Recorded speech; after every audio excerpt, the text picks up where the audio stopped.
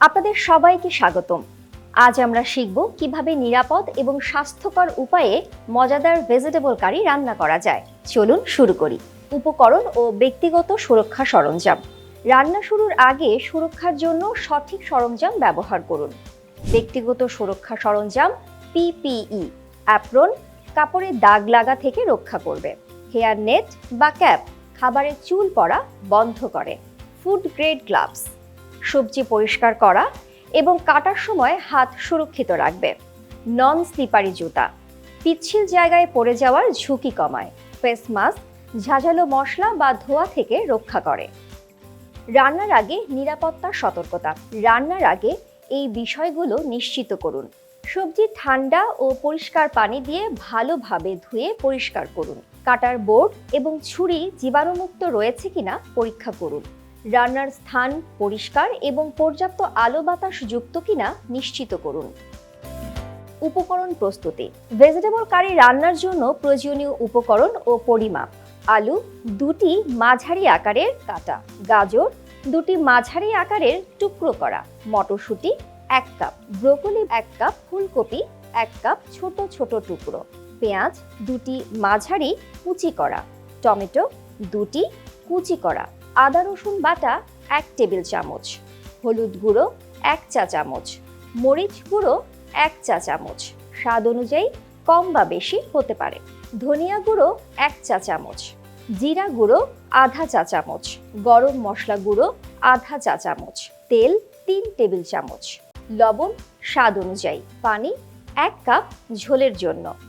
রান্না করার পদ্ধতি: একটি পাত্রে তেল গরম করুন। তেলে পেঁয়াজ কুচি দিয়ে হালকা বাদামি হওয়া পর্যন্ত ভাজুন। আদা রসুন বাটা এবং অন্যান্য মশলা যোগ করুন। হলুদ, মরিচ, ধনিয়া, জিরা গুঁড়ো 1 থেকে 2 মিনিট ভালোভাবে কষান। কাঁটা আলু, গাজর, ব্রোকলি এবং মটরশুঁটি যোগ করুন। ফুলকপি দিয়ে দিন। ভালোভাবে নেড়ে সবজি কষিয়ে নিন। টমেটো যোগ করুন এবং আরও 5 মিনিট কষান। 1 কাপ পানি দিন এবং লবণ যোগ করুন। ঢাকনা দিয়ে পাত্র ঢেকে মাঝারি আঁচে 15 থেকে 20 মিনিট রান্না করুন, যতক্ষণ না সবজি নরম হয়ে যায়। পরিবেশন: ভেজিটেবল কারি পরিবেশনের জন্য প্রস্তুত।